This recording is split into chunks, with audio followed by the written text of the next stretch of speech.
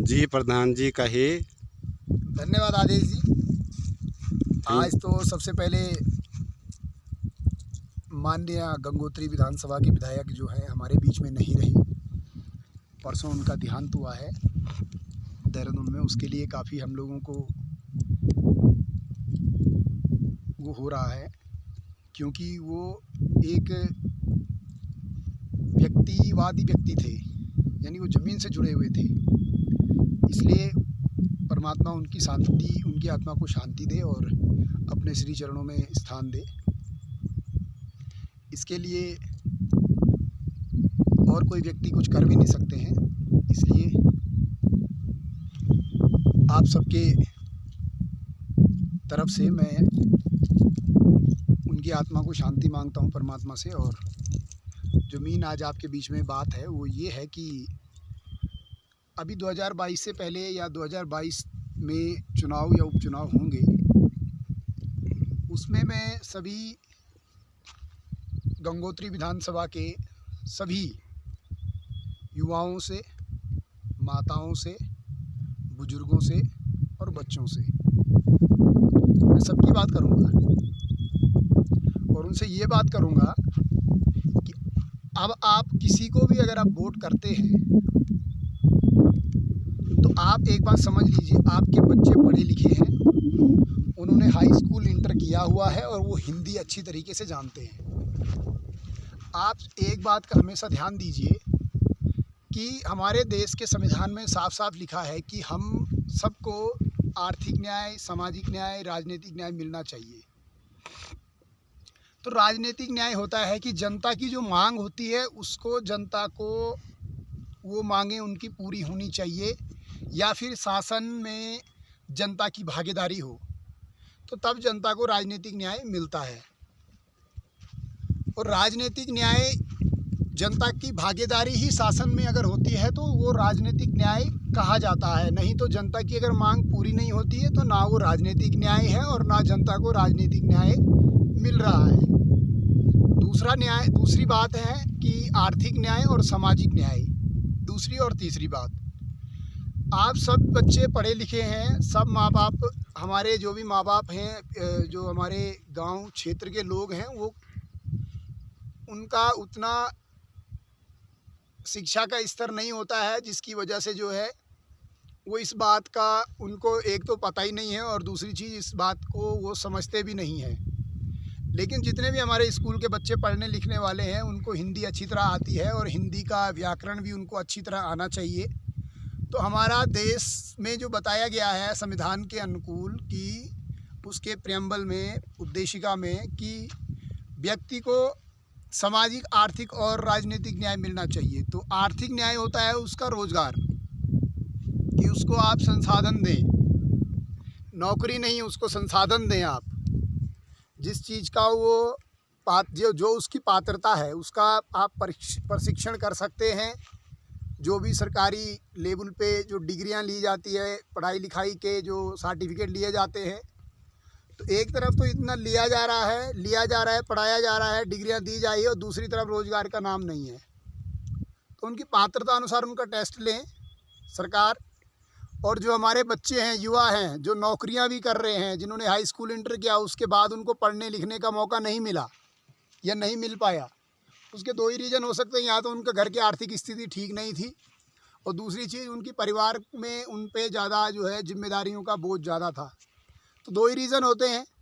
और तीसरा रीज़न यही है कि पलायन बहुत ज़्यादा है पहाड़ में। रीज़न है कि यहाँ पे शिक्षा और रोज़गार का महत्व बिल्कुल 0.5% है।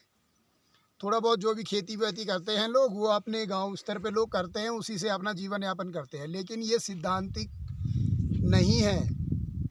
इस बात को आप गांव क्षेत्र के लोग समझें। आपके बच्चे पढ़े लिखे हैं, आप उनसे हिंदी विवरण कराइए और अपने अपने क्षेत्रों में अपने अपने स्तर पे इतने मजबूत हो जाइए आप सभी माता पिता, बच्चे, कि आपके घर में कोई वोट मांगने आता है तो उससे आप कहिए कि हमारा जो मूल अधिकार है शिक्षा और रोज़गार, वो हमें आप दीजिए। ये सब सुलभ कराना सरकार का कर्तव्य है।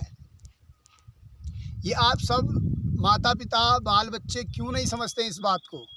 इसके लिए आपको एकाग्रता होना चाहिए और क्षेत्र के, आप पढ़ के देखिए, उठा के देखिए संविधान, उसमें साफ साफ लिखा हुआ है। लेकिन हम जनता की कमजोरी है कि हम उसको पढ़ते नहीं हैं, उसको इंटरनेट पे डाला नहीं गया। ये चीज़ें जो है हम सब जनता को कमज़ोर करती है। नहीं तो सामाजिक न्याय, आर्थिक न्याय और राजनीतिक न्याय जनता के लिए बहुत ज़रूरी है। प्रत्येक व्यक्ति को शिक्षा फ्री होनी चाहिए, प्रत्येक परिवार को रोज़गार होना चाहिए, प्रत्येक गांव को सुविधाएं फ्री होनी चाहिए, प्रत्येक बुजुर्ग को संरक्षण फ्री होना चाहिए।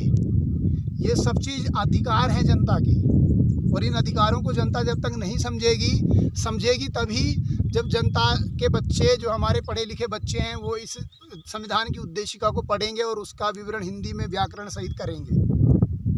तो सवाल ही पैदा नहीं होता है दोस्तों कि आप लोगों को रोज़गार नहीं मिले। रोज़गार की कमी नहीं होती है, परमात्मा ने प्रकृति पे सब चीज़ दिया है, लेकिन एकाग्रता, एकता जो मानव जीवन की है वो जो है छीन ली गई है।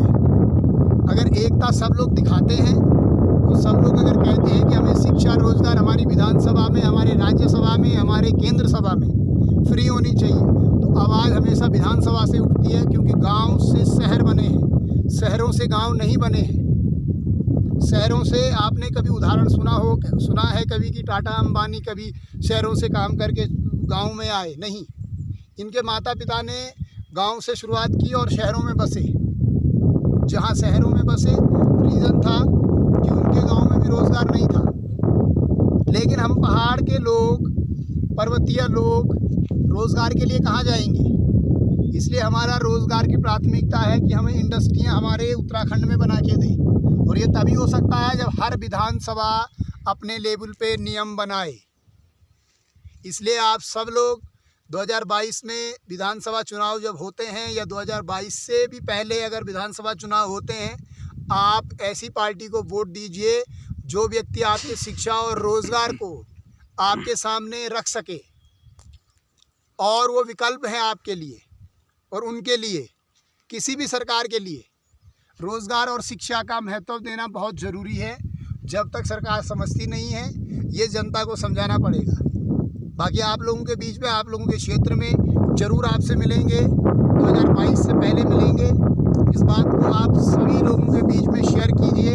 जब कभी भी आप लोगों के बीच में आने का मौका मिलेगा तो आपको ये गणित भी समझा दी जाएगी दोस्तों, कि कैसे प्रत्येक व्यक्ति को शिक्षा और प्रत्येक परिवार को रोज़गार राजकोष, भारत के या उत्तराखंड के या विधानसभा के राजकोष से वितरण किया जाता है।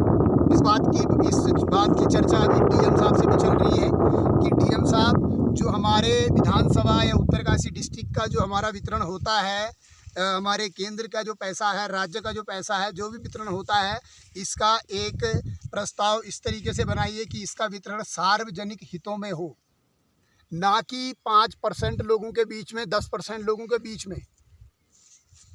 तो 2022 से पहले भी चुनाव हो सकते हैं। आप सभी लोगों को आपके क्षेत्रों में, घरों में ज़रूर मिलेंगे।